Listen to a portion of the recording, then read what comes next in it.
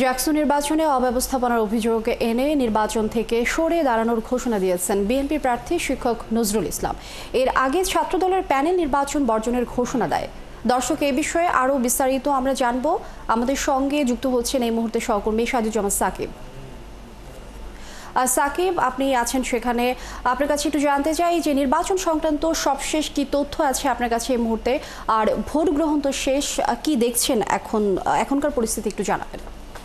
লেনিয়া, জাতীয়তাবাদী ছাত্রদল মনোনীত যে প্যানেল জাকসু নির্বাচন তারা বর্জন করেছে সেটি আরও আগের খবর, এবং তাদের সাথে সাথে নানা অনিয়ম এবং অসঙ্গতির অভিযোগ এনে জাতীয়তাবাদী শিক্ষক অর্থাৎ বিএনপিপন্থী 3 জন শিক্ষক তারাও কিন্তু এই জাকসু নির্বাচনের যে দায়িত্ব সে দায়িত্ব থেকে তারা আসলে নিজেদেরকে প্রত্যাহার করে নিয়েছে। তাদের অভিযোগ যে সকাল থেকেই আজকে নির্বাচনে নানা অনিয়ম তারা লক্ষ্য করেছেন, সে অনিয়মগুলোর বিষয়ে বারবার জানানোর পরও তাদেরকে খুব বেশি রেসপন্স করা হয়নি। অর্থাৎ যারা দায়িত্বে আছেন বিশ্ববিদ্যালয়ের ভিসি প্রক্টর সহ এই নির্বাচন সংক্রান্ত যারা দায়িত্বে রয়েছেন তাদের দৃষ্টি আকর্ষণ করলেও তারা খুব একটা রেসপন্স করেনি বলে তারা অভিযোগ করছেন। যে 3 জন শিক্ষক আসলে এই দায়িত্ব থেকে নিজেদেরকে প্রত্যাহার করে নিয়েছেন তারা হচ্ছেন নাহরিন সুলতানা, শামিমা সুলতানা ও নজরুল ইসলাম। তারা 3 জনই বিএনপিপন্থী শিক্ষক এবং তারা বিভিন্ন বিভাগের শিক্ষক। এই আজকের এই জাকসু নির্বাচনে তারা রিটার্নিং অফিসার সহ বিভিন্ন কেন্দ্রে তারা দায়িত্ব পালন করছিলেন। তারা বলছেন যে তারা চেষ্টা করেছেন যেন এই নির্বাচন সুষ্ঠু করার জন্য তাৎক্ষণিক এই যে সমস্যাগুলো তারা দেখেছেন সেগুলো যেন সমাধান হয়, তবে কোনো সমাধান না পেয়ে শেষ পর্যন্ত তারা ভোটের কিছুক্ষণ আগেই তারা নিজেদেরকে দায়িত্ব থেকে প্রত্যাহার করে নিয়েছেন। এবং আমরা এখন রয়েছি জাকসু নির্বাচন কমিশন কার্যালয়ের সামনে।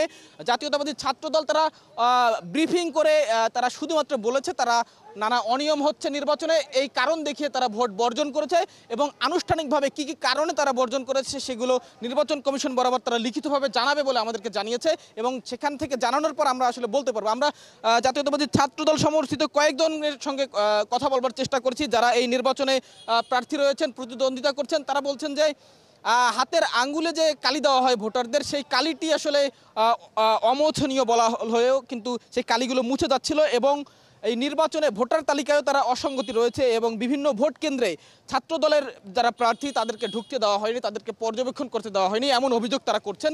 সেই অভিযোগগুলোর কারণেই তারা আনুষ্ঠানিকভাবে ভোট বর্জন করেছেন। এবং আমাদের কাছে তথ্য রয়েছে যে আরও 2-1টি প্যানেল বা সংগঠন এই ভোট বর্জনে সামিল হতে পারে।